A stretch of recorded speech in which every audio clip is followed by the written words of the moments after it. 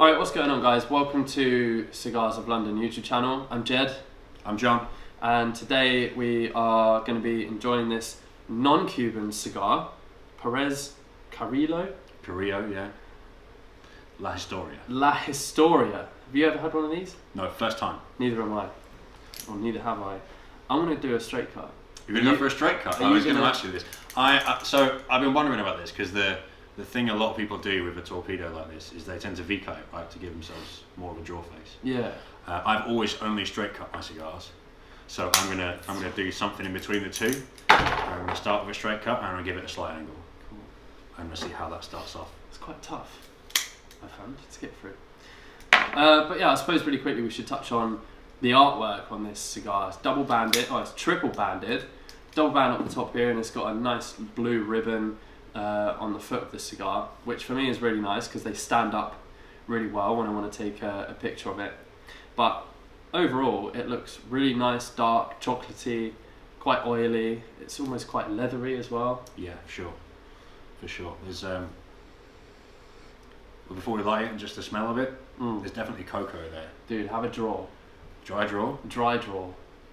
Oh wow. Is yours super smooth? Yeah. Zero resistance. Yeah. Flows much better than I thought it was going to do. What? So, obviously, we're English, right? I mean, I know I am. You can tell because of the hat. Yeah. So, for the majority, as a sweeping statement, English people tend to smoke Cubans because they're freely available to us.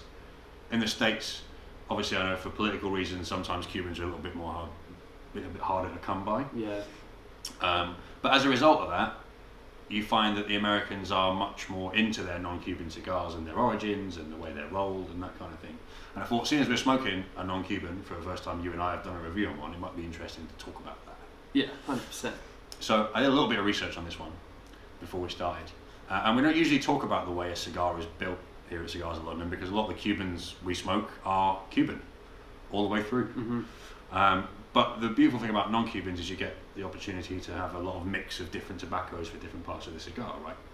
So this one, for example, has a Mexican San Andres wrap, an Ecuador Sumatra binder, and a Dominican and Nicaraguan long filler, which tells me nothing other than what country those tobaccos come from. It's well remembered though. I was done a bit of research myself, and I was trying to memorize it because it seems like non-Cuban cigars are a lot more in-depth, more complicated as to where the wrapper's from, filler's from, and there's also a lot of stories about the families and farms as to where the leaves were grown. Yeah, there's a lot more, seems to be diversity of cigar, doesn't there? There seems to be more freedom to create, perhaps. I think as somewhat of a novice, that the Cuban end of the market is very traditionalist, I think, in their marketing, in the way the cigars are created, and it seems to live within this particular creative box as far as cigars. Not that that's a bad thing, because I love Cuban cigars, but they seem to have much more of a Wild West kind of freedom where the non-Cubans are. It definitely seems that way.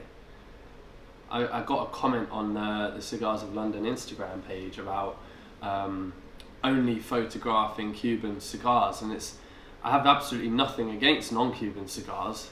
It's just what I tend to buy or what is recommended to me when I go into a store. And when I go into Havana House in Windsor, they have such a great collection of non-Cuban cigars. I always like to pick something up that I've never tried before. And when it comes to non-Cubans, that's pretty much everything. So, I mean, for this, I got this because you got it. And we somewhat planned to do a little video review on it, but also because it looks pretty. That's the reason I picked it. So we both went for that. I got it because it looks pretty, and you got it because I got it, and here we are with the same non-Cuban. Yeah. But yeah, overall, it's just a really nice looking cigar. Would you call that a box press? Yeah, it's a box press. Yeah. Torpedo. Which is, again, quite different to a lot of Cubans. Yeah, it's my first box press. It's interesting, to hold. Because I noticed you do this, especially with if we're smoking a White Churchill or whatever. You tend to roll the cigar as you smoke it. And I tried that about a minute ago, and I was like, okay, it's not moving anywhere. But it feels good in the hands, doesn't it? I guess it doesn't feel like it's going to fall out your hands in a weird way. Yeah, no, I'm quite into it. It's different. Yeah. It's real different. That's exactly what it is. It's different to what we're used to. I mean, let's have a quick look. Why not? We'll get some of these out for a comparison. So this is one of your favourites, isn't it? The Romeo Wide Churchill. Yeah, those are my, that whole Churchill range of the Romeo and Julieta is my kind of go-to. Mm. How are you finding this so far, by the way? Very rich on the start. Mm. Very spicy on the start too. So definitely pepper, which is obviously an obvious go-to flavour for everyone who's used to cigars. But there's bitter chocolate there at the first start as well. Mm-hmm. I'll be interested to see how it develops. Yeah, me too. And I think I will wait to pass judgment until it does develop a little bit. From my understanding, non-Cuban cigars change throughout the cigar, whereas Cuban cigars are normally quite consistent throughout the whole cigar. Yeah, I've heard this before. I'm not sure how much stock to put in people that say that kind of thing though, because I can sit there and say I've smoked a Wide Churchill and it's been quite different between the start of the cigar and the last third. Mm-hmm. So I'd be interested to see if these develop or change much more than Cubans. Mm. I'm just looking forward to actually trying this. I've had a non-Cuban before, but it was years ago and I can't remember what it was called, and I can't exactly say I was taking any notice of flavours or where it was from or anything like that, so I'm going to say this is my first non-Cuban cigar. The first one that matters. Yeah, exactly. Yeah, I like that. I'll just make a point of saying the smoke output of these cigars are quite intense, isn't it? Yeah, definitely intense. A lot of really smoke. easy draw as well. Yeah, and I do love an easy draw. I don't want it to be like you're not smoking a cigar, like you're just kind of sucking on air almost. I like a little bit of resistance, but a few cigars I've had, like the draw is so tight, it kind of starts to like get, I don't know, like you start aching a bit. Yeah, I'm with you. And it gets a little bit uncomfortable, especially in the Partagas 898 that I had the other night. The draw was quite tight, and for a small cigar, it's like you're sucking through a straw and you're having a really thick milkshake. That's almost. a really good analogy. So I thought when we had the 898 together at Teddington, I thought exactly the same thing myself. Mm. And that's a cigar for me where the cut really makes a difference. So if I keep going back to it, if I talk about the Wide Churchill, if I cut some of the cap off on a Wide Churchill, I'm going to enjoy the smoke and it's fine. Yeah. But I found with the 898, because I think probably because of the ring gauge, I had to cut more and more of the cap off to get a better draw from that cigar. Yeah. I think it really makes a difference with that size. Mm. Yeah, luckily for me, my one on that day was okay and I didn't recognise it so much. But just the other night when I had the 898, I did cut off as much as I could cut off, and it was still quite tight. It wasn't unpleasant, but you just can't relax as much as you'd like to. On this particular cigar, this draw is really, really nice. Yeah, really impressed. Really impressed. I've often, as we've sort of embarked on this journey for the channel, always wondered, as we've gone to visit places that have humidors that have both Cuban and non-Cuban, and there's the obvious difference, at least in the UK, in price. Mm-hmm. Oh, and yes. You can find yourself asking the obvious question, well, if I buy a non-Cuban, am I going to get that much difference in quality? Mm-hmm. But I think it's very much like it is for wine. Mm-hmm. So you'll get purists that will say that French and Italian wine, old world wine, is the only good wine. Yeah. But I've had Australian Chardonnay and I quite like it. So I wonder if there's perhaps an element of traditionalism in people leaning towards the Cuban market here, because we can lean towards the Cuban market, unlike the States where they can't necessarily lean towards the Cuban market. Yeah. I mean, I wouldn't know what to say really, but I mean, for us here, I would always lean towards Cuban cigars. I think. I mean, this being the first non-Cuban, it's hard to pass judgment because we might really enjoy these. Maybe. So I have had one before, which was the Charatan. I had one of those too. I forgot about that. Yeah. I think we both had one in a cafe not so long ago. Mm-hmm. And I was pleasantly surprised by it. It's not a particularly expensive cigar, and How much did we spend on that? £11? I think it was about £11. Yeah. So I don't know what that is, about $14, I guess. Probably, yeah. But I remember enjoying it. We had a couple of coffees. Yeah, exactly. And it wasn't, Cohiba Bustos blow my hair back. Mm-hmm. But it also wasn't £30. Yeah, exactly. That's very true. And it didn't disappoint me at all. I wouldn't replace my go-to Petty Churchills with it. Yeah. But it was a decent cigar. I'd smoke one again. Mm. And that's the thing, for someone like me who typically buys singles for many reasons, when you are spending £20 and above on a single cigar, it does get expensive. Yeah. If you want to buy 5 single cigars of a different brand, I mean, you can spend way over £100 Easily. when the non-Cubans in the UK are so much cheaper. I think these were about £15. I think you're probably bang on the mark there, yeah. About £15 for these, and for something of a similar size in a Cuban cigar, you're looking at £20 above. More, yeah. Yeah, and more. Yeah. So, I mean, this is a really pleasurable smoke so far, and it would work really, really well. I mean, we're having ours with a coffee, but I can imagine having this quite comfortably with some rum. Yeah, as it well. would work. It would work because it's got that. So far, and I know I'm always one to go straight for flavour profiles. Mm-hmm. That bit of chocolate has stuck around. Mm-hmm. The pepper has lessened, but is now remaining quite consistent in the background. Mm-hmm. And I think rum would go quite nicely with that. Mm. Because there's nothing sweet about this cigar, but that's not to say it's not enjoyable. Mm. I know you usually lean towards what you call dessert cigars, right? So Yeah. Towards the sweeter end, the vanillas and the milk chocolates. Exactly. And that kind of flavour. Almond. I love. That's what I got from the other. What was the name of it? The other non-Cuban we had. Charatan. The Charatan, yeah. The Charatan. I got a lot of almond from that. Yeah, that's true. I remember discussing. And that's what I really enjoyed. It goes so well with a coffee, and it's a really relaxing, enjoyable smoke. Like, we could have that, and then,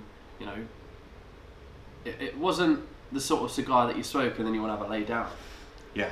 Like I feel after like a Bolivar or something like that. Yeah. You could kind of smoke it and just carry on about your day. So I'd say it's a nice morning smoke. That's a good point. That would be a nice morning smoke. Mm. A little one like that would work quite nicely. Yeah. So how would you say that compares then to something like one of the really sweet ones we've enjoyed? So the Cuban regional, the San Luis Rey Marquez. That, honestly, that was like, I don't think anything compares to it that I've had. I mean, other than the 2015 UK regional Bolivar that I had the other day, that's like a premium cigar. That for me was so nice. That was a £35 cigar, so it's expensive. Yeah. But that was like the savoury version of the St. Louis Rey, where it's like the sweeter cigar. But I guess, do you know what? I don't know. For me, I guess it could come down to a mental side of the fact that you've got a £35 Cuban cigar over a £10 non-Cuban. Does that make any sense? Yeah, for sure. Just the confidence it gives you holding that fat £35 cigar. Yeah, I think you give it more of a chance. I agree with you there. I agree with you. I think you would give it more of a chance. And I think as people who quite enjoy smoking cigars, like we discussed this a little bit earlier on, so I have a tendency to have a cigar, at least a small one, when I'm doing something. So if I'm driving somewhere or whatever the case may be, if I've got 20 minutes where I know I'm not going to have to do anything other than some menial task, I'll enjoy a cigar at the same time. Whereas if you and I are at a lounge or something, that's different. We're going to sit, we're going to savour the cigar. Not that I don't savour every cigar, but you're going to spend more time on the one because you're purely there to do that thing. Yeah. And I think there's nothing wrong with sort of floating around the market where your purchases are, depending on what you're going to do. Because if I'm going to sit and spend a whole Sunday with you and Hazel in a lounge, then I'm going to sit there with a £35 non-Cuban. If I'm going to drive to work in the morning with coffee in hand, I'm probably going to smoke a Charatan or maybe a Petty Churchill. Yeah, you don't want to be driving about with a £35 cigar. You really want to savour that cigar and appreciate the fact that you spent your hard-earned money on a top quality cigar, and you want you want to enjoy that cigar in great company with a great drink, and you want to be able to take your time. At the moment, outside here in the UK, it's quite cold, raining, so I'm looking forward to the summer, that's for sure, to buy a really nice cigar and go outside and sit on the river. Exactly, sit on the river, that would be really nice. But what I think we'll do is come back in about 10-15 minutes time and catch up on a video, and we'll give you some more thoughts on this cigar. Yeah, we'll let you know how it develops. Yeah, cool. We'll see you in a few minutes. Alright, and we're back. It's not actually been about 10 or 15 minutes, it's been more like 7. But some quick points. Ash is holding on really, really well, and it's nice and white rather than black and white, which I've noticed from some Cuban cigars. But yeah, I mean, how are you finding it? I might actually break that off. I'm really impressed with this cigar. I went into it with an open mind. Mm-hmm. That bit of chocolate stayed there, and the pepper the same, but they've sort of become more subtle and then stayed consistent throughout the cigar. Mm-hmm. And it's a really sort of comparative edgy cigar in that it's got that chocolate and that pepper flavour. Yeah. And it surprises me every time I take a draw of it. Mm. I quite like it. I think I had struck it lucky with the cut. Mm-hmm. It's given me just the right draw face. It's really nice, easy draw. And it came off using the cutter. Talking of cutters, Mm-hmm. I'm going to talk about this. Alright. So I used your ST DuPont, which some of you eagle-eyed viewers may have noticed that in one of the tip videos I called a JT DuPont because I misread it. I'm sorry, ST DuPont. I said it wrong. Send me one and I'll review it with the right name. I'm not being funny, but it looks like an S. Well, that's because it is an S. But it could also be a J. It could be a J. I usually mistook it for a J. A posh J. So, I mean, that's why I didn't correct you, because I would say that's JT. Well, retraction done. But going back to the cigar, whilst we stopped recording and we just kind of sat back to enjoy it, I was talking to John about some of the flavours that I was picking out, and for me this is definitely changing as the smoke goes on. A lot of nice flavours, including liquorice. Yeah, I agree with that one. Which, I mean, I said to John, I don't know if I'm dreaming sometimes with the flavours that I pick out, but I'm glad you can agree because I don't sound like I'm losing my mind. But also I got some almond from it. Yeah. Cocoa. Yeah, for sure. But at the start of this, there was a lot of pepper. I feel like that's phased out now. But there's a really nice, like, even balance of 3 really nice flavours at the moment. Yeah, and if I'm going to be really specific and fussy about it, I think a lot of the cocoa and the almond flavour are in the smoke. And a lot of the licorice flavour comes almost from the tobacco and the wrapper itself on the lips. Mm-hmm. Yeah, I get that. So I've just taken off that second band there as we move down the cigar. But this is the sort of band that I'm going to leave on because it looks pretty. Because it looks pretty. Yeah. Well, I always intend to do that, and then I get there and realise I want to smoke the rest of the cigar and not give it off anyway. But I'm one of those guys who has a tendency to end up grabbing the very end of the cigar while I try and get just the last off. I think they call that nubbing. Nubbing. When you nub a cigar. That's a new one on me. When you get right down to the bottom, because they do those like corn on the cob things, don't they? The corn on the cob forks, yeah. We had a discussion about this quite recently, didn't we? I think AJ was showing us that he had some made by a Russian company, and the little forks or prongs you use to smoke right down to the end of the cigar. But all of these ones were made in the shape of famous swords throughout history, which I thought was really interesting. If I ever go and buy a little prong to nub a cigar with, it'll probably be one of those. It'll be one of those. Excalibur or something. See? British.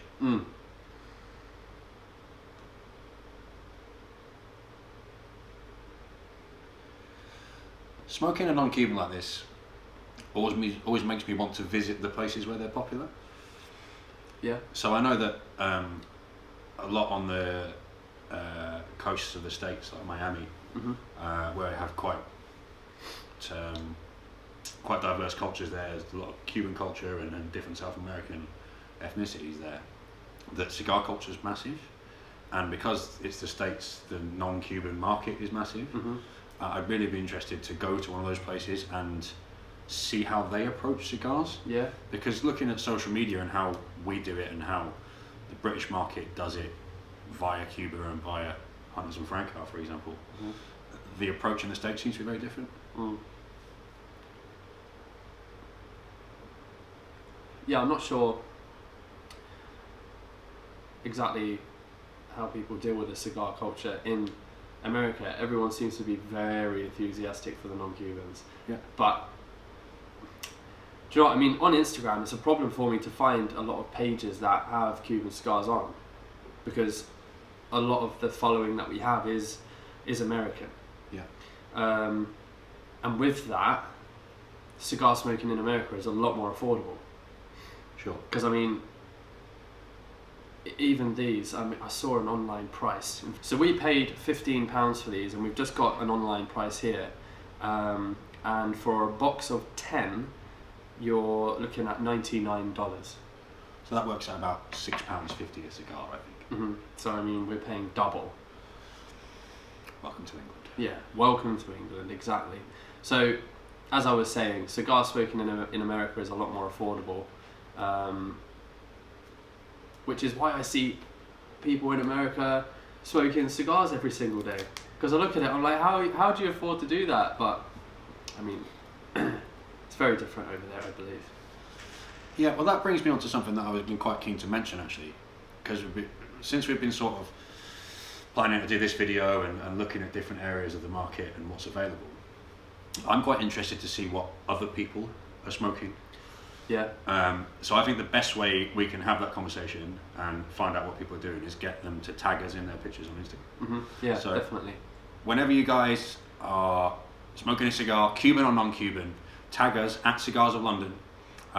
We'll put it in the description below, and show us a picture and give us a little idea of what it is you guys are smoking and what you think of it, why you prefer that. Is Cuban better than non-Cuban? Is it vice versa? Does it not matter? I want to know your opinions. Give us a shout. Yeah, I really like that idea, because going back to social media, when I am on Instagram, it seems that there are so many non-Cuban brands, it's hard to keep up. Yeah. And I'd love to know, like, where the cigar's from, what it tastes like, if we can even get it here. Yeah, for sure, yeah. Because, I mean, the walk-in humidor at Havana House, it is 80% Cubans. True. And although they have a good range of non-Cuban cigars, it is still quite limited. Yeah. I mean, they probably have 20 different probably non-Cubans, and I mean, I go on Instagram and I see hundreds of different non-Cuban cigars. And brands we've never ever seen before, right? Yeah, never seen, never heard of, and some of the bands are so interesting. Yeah, totally different market. Like we were talking about back at the beginning of this video, Mm-hmm. is that if you take the Cuban cigars, all the marketing and the way that the artwork is done is really traditional, lovely reds and golds, and really gives it that Cuban feel, that Havana feel. Whereas the non-Cuban market doesn't feel like it has that restriction. You know, there's all kinds of weird and wonderful bands and rappers and advertisements and stuff. Yeah. Almost a little bit more rustic, almost, because they're not huge brands. Yeah. Maybe they're working on a little bit more of a budget when it comes to marketing, the artwork that goes into the bands. I don't know. I have no idea about the non-Cuban artisan cigars. Yeah. Well, exactly.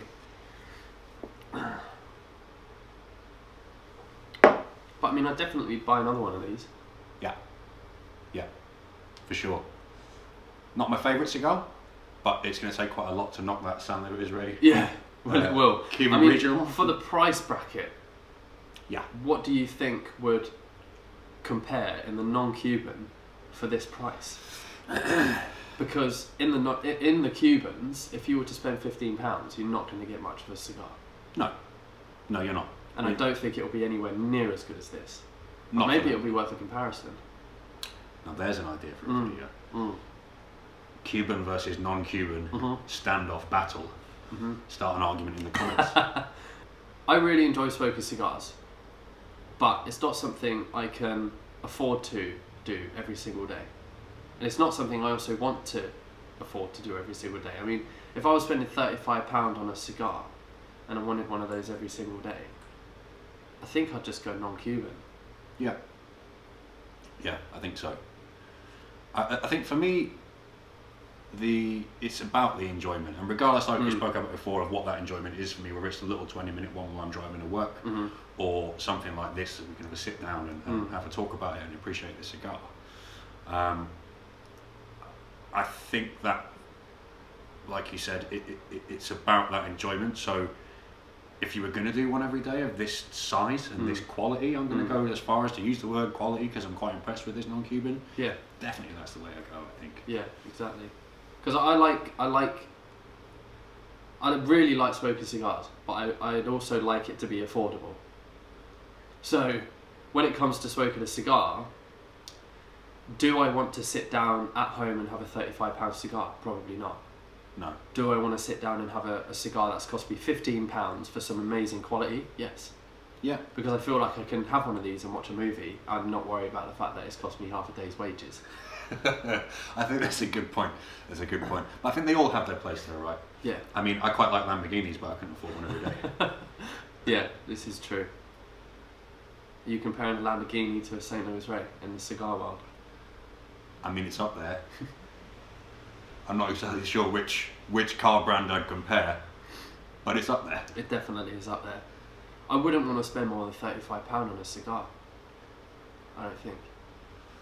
It depends on the cigar. Yeah, it depends what mood I'm into. I mean, it's a dangerous thing going into any cigar store and saying, what do you recommend? Yeah, yeah. It's dangerous for a couple of reasons. Because, firstly, if you go into a cigar store and you ask for a recommendation, and you trust the owner and they're going to give you good advice on what they think is the best thing they have in at that point, that's dangerous, because as a cigar lover, you're likely to take them up on that, regardless of what it is. And it's also dangerous because if you go into a store that you're not familiar with, and the guy just wants to get rid of something he's got in stock, he's going to point you in that direction, isn't he? Yeah. Which is why I think the online social media community of this is really quite important. Yeah. If people are watching us and seeing this and going, I'd quite like to try one of those because we give an honest opinion, that's good for them. Yeah. And if people are contacting us on Instagram or here on YouTube and telling us what they smoke and why they like it, that's good for the whole community, right? It gives us ideas of what we can try next, what we can show to the world.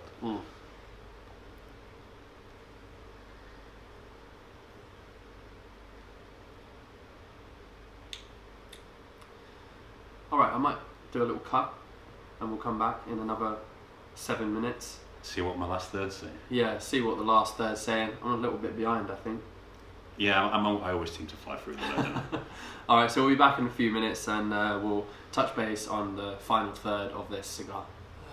Alright, we are back. I mean, you're on your final third, I'm not quite there yet, but we're also doing a little live stream here on Instagram. And we, for the people watching on Instagram, we are doing a YouTube video as well, so just bear that in mind. We are almost done actually with the YouTube video, but the YouTube video will be up tonight, so I'm not going to communicate with this too much unless people start asking us questions. Cigar lady here. We've got a lady viewer on Instagram. We love a lady viewer. We love a lady viewer. Alright, what are your thoughts on the final third over there, John? Final third. So, take the band off. I was a little bit sceptical about your claim that non-Cubans develop differently to Cubans, and now I sit here corrected. So, as I said earlier on, so this started out really strong pepper at the start, with bitter chocolate in there, and cocoa, almond, through the second third of the cigar, and obviously there was that licoricey taste on the wrapper. Yeah, that faded really quickly for me. Yep, it didn't last that long. It's still nice though, really, really nice. A little bit on the background and the aftertaste maybe still. But the thing that stands out for me on this final third is that bitter chocolate and cocoa taste. That is really strong in this last part, and it's made it quite enjoyable for me because that was the flavour I was enjoying most out of this cigar, and to find out that we get to the last third and it is pure cocoa is made me happy. Quite a nice thing to finish off with, isn't it, I guess? Yeah, I just wish I had brought more coffee. We could have made another one. We should have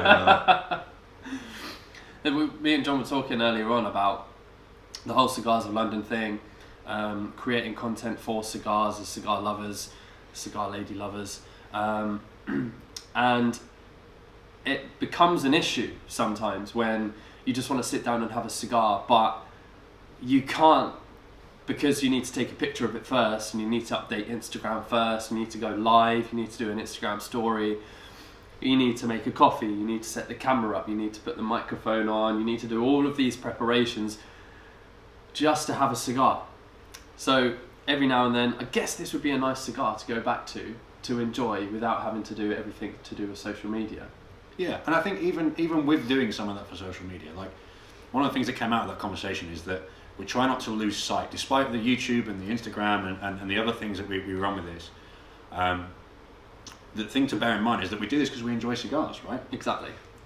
We enjoy spending the time with mates or with all three of us on the channel making this sort of stuff and reviewing them, but we enjoy the cigars most of all. Which I think means this is probably the first time we've done a full sit-down cigar review. We call this kind of run and gun style. We'll sit and we'll just openly talk to you guys about the cigar we're smoking and all that sort of stuff. And it just brings away from that sort of cinematic vlog style that we usually do on the channel. Yeah. So I'd be interested also to see what people think of this style of video. Yeah, definitely. Because they're nice to do. Yeah, they really are. They make it enjoyable for us for the cigar. Exactly. It saves kind of like arranging to go out for a day. Because before this video we were trying to think of a cool location, but with it being cold outside and raining, there's not many places here in the UK where you can sit down and enjoy a cigar. So being here at home, being able to just set the camera up and just kind of do a raw video, for sure, is more relaxing than it's also going to take a lot less time to edit. Yeah, maybe. It's all part of the process though, right? We do it because we love it. But yeah, I'd be interested to see what you guys think of this style of video. So hit us up in the comments again. Let us know if you like this style of video and this style of review. And once, like we said before, we really want your feedback about the cigars that we smoke and the cigars you smoke as well. Let us know what you're up to. Definitely. And one thing that I want to start doing as well, John, is giving a rating out of 10 for the cigars. And with the rating, I want to be kind of quite general about it, so not go into too much detail, just give like a rough top 10 on everything. So the burn, the draw, the flavours, everything, all under one roof or all under one rating. So we take everything about the cigar, add it together, get an average, and say this particular cigar is so many out of 10. Yeah, exactly. Are we going to say so many out of 10 for a Cuban and so many out of 10 for a non-Cuban, or are they all going to go on the same scale? I think we should separate it. Yeah, just to because keep the entire world happy. I feel like Cubans are on a different scale. For us, especially price-wise, you have to ask yourself why these are £15 and one of a similar size and smoke time is 3 times the price in the Cuban world. Yeah. So on that note, then, should we start right here now, and we'll just wing it? Yes. Off the top of our heads. Yeah. And so let's start with the draw. Give it marks out of 10. The draw. The draw for me is really good. It's like perfect. It's a perfect amount of resistance. Yeah. But I have no other non-Cuban to go by, other than that one we've had, and I don't feel like we've had enough non-Cubans to really give it a solid rating. But 8. I think 8's fair. For the draw. Yeah. Yeah, I think 8's fair. So I'll. Okay. The burn for me. You might have seen, if you watched the channel before, that there's a bit of a running joke that I'm always the guy that has done an even burn or manages to get their cigar to unravel, or some combination of those unlucky circumstances. So when I get a cigar that burns evenly, I'm very happy about that. Yeah. This one I haven't had to relight once. I haven't had to tidy it up because my OCD's been bugging me because it's burning inadequately. And we're now down to, nicely into the last third there, and I'm still happy with it. So I'm going to give that a 9 for burn. Yeah, I would go 9, even 9.5, because mine has been razor sharp all the way through. I've only had to break the ash off twice, and that's simply because I don't want it falling on me. I'm sure it would have held for longer than what I left it for as well. So it's obviously built really, really well. But I'm also really satisfied with the flavours throughout this cigar, and I do enjoy how they've changed throughout. Yeah. Kind of, it keeps you going back for more. Yep, I haven't been able to put it down. I've flown through it as I usually do. Yeah, but, you really have done. But literally haven't put it down. So usually if we're in the lounge or whatever the case may be, and I'm smoking a Churchill in the Romeo and Julieta range, I will take a draw, I'll put it down, I'll have some coffee, I'll have some soda, whatever the case may be. I haven't let go of this cigar for the past half an hour. Yeah. I haven't put it down at all. It's not put me off in any way. It's not whacked me around the back of the head and made me sit and think about it. Like, it's just been enjoyable right the way through. Yeah. So definitely. For the flavours then, what's your mark out of 10? I don't know, because I don't want to compare it to a Cuban, but the St. Louis Ray that we had is like, that blew my mind. The flavours for me on that cigar were perfect. So I won't compare it to that. Okay. So the flavours for a non-Cuban cigar, being the second non-Cuban that I've had, they have been enjoyable with the cocoa, the little bit of licorice, some almond in there as well. Yeah. They're all flavours I do enjoy, but they have come and gone really quickly. And I would have enjoyed them to stay and hang around for a little bit longer. So although I do like the flavours, they have come and gone, so I'll probably give it a 7. A 7, I think that's fair. I think for me, the way I'm going to rate the flavours, without comparing it to other parts of the market, is how it lends to my palate personally, because I think the important bit for cigar reviews is to find somebody who kind of matches your palate and see what they recommend. Yeah. So, as we spoke about, the pepper, fine, fairly standard cigar flavour. I challenge you to pick up a cigar and not find pepper in it at least once. But going for like the bitter chocolates and the cocoa and the almond, that is right in my butter zone. That's my palate right there. So I'm quite happy. Although they've been fleeting and changing right the way through, I'm going to give it an 8.5. Cool. I like that. I appreciate that rating. And we got a few comments on here. Everyone watching on Instagram, we are in the middle of making a YouTube video, and I wanted to put this little live stream on now. The phone is a million miles away, and I can't exactly see the comments coming through. So I'm not being rude. If you have any questions for myself or John, send them in a DM and we'll get back to you later on. Yeah, once we finish the YouTube video, we can always go through and review what's there. I don't know if we can. I don't know if we can scroll up. That's disappointing. I think they disappear. Someone comment now and tell us if you know that's possible. So let's go back to our ratings then. So we've done draw, burn, and flavour. Any other categories you want to chuck on there? I really like the box press. I feel like when we started these cigars, they were so well built. A few Cubans I've had, I don't want to keep going back to Cubans, but I will, because we know them more than non-Cubans. Sure. They've split, they've had a few problems. I feel like the wrapper on some Cuban cigars are really quite thin, but this, I feel like if you were to unravel this, it would be really leathery and stretchy and robust. Like even now, as it's heated up and softened up, you can kind of see it. You could kind of like pick it. Yeah. And it's not tearing. It's really solid and well built. So I guess the build is like a 9 for me. Yeah, definitely. Build and aesthetics are up there for me. I'm going to go for an 8.5 again. I think. Cool. I love the way this cigar looks. I love that it's unique in the box press and it was a torpedo. The triple banding, including those beautiful blue ribbons it had on the side there, makes it really aesthetically pleasing. And it makes it a bit of a process, a bit of a show to look at. You know, it's got some luxury to feel. But it's interesting that you picked up on the build and the thickness of the wrapper, because I think, and I'm sure someone will correct me in the comments, I think that's one of the differences between Cuban tobacco and non-Cuban tobacco. As far as I understand the way that tobaccos are grown, the wrapper is usually grown under cover, under a sheath, so that the leaves don't get too thick. Okay. So that when they stretch them and wrap them around a Cuban, for example, they have that really thin, stretchy thing that you see in rolling videos. And I wonder if the wrappers on some of the non-Cuban tobaccos are thicker because they're not grown the same way. Yeah. Maybe that's an element of the quality difference. Yeah, potentially.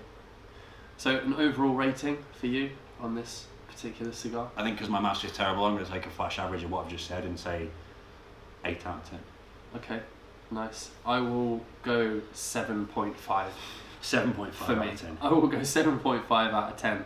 And that's purely because my experience with non-Cuban cigars is lacked. So maybe this overall rating for this particular cigar will improve as I try more non-Cubans. Yeah. But we'll see. I'm definitely interested in having and exploring the non-Cuban cigar world.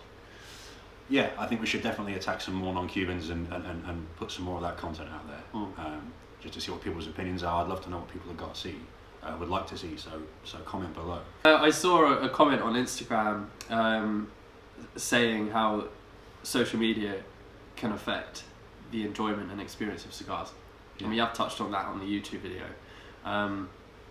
So being on Instagram Live, doing a YouTube video whilst trying to do a review on a cigar, there's so many distractions. Yeah, and absolutely. I find myself keep going to say something and then forgetting what I was going to say because I'm trying to enjoy this, trying to do this and this and this and this. But so we got an 8 and a 7.5. I think that's a pretty solid Cigars of London rating. It's a solid cigar, and it's a I believe they're very good ratings for this cigar. The price range being £15, it's great value for money. It's a great smoke. How long have we been smoking these for now? Coming on for an hour? Yeah, 45 minutes to an hour. Yeah. So value for money is a 10. Yeah, absolutely. Like not disappointing at all. Definitely, you cannot go wrong. £15 for this cigar is a win. I think we should add that category of out of 10 to the non-Cuban. Yeah. Could we add a value for money out of 10 mark to Cuban cigars? I don't know. I'm not sure that works. I don't know. I don't want to upset anybody. No. But I'll tell you, one of the things about this particular one, and I know that these Carrillo La Historias were a limited range, and I believe Carrillo released them, and each one of the range, we have this particular torpedo and the different sizes, are named for a member of Carrillo's family. So there's a little bit of nice history there. And when we bought these in Havana House in Windsor, I spoke to VJ, who works at Havana House, a really knowledgeable guy.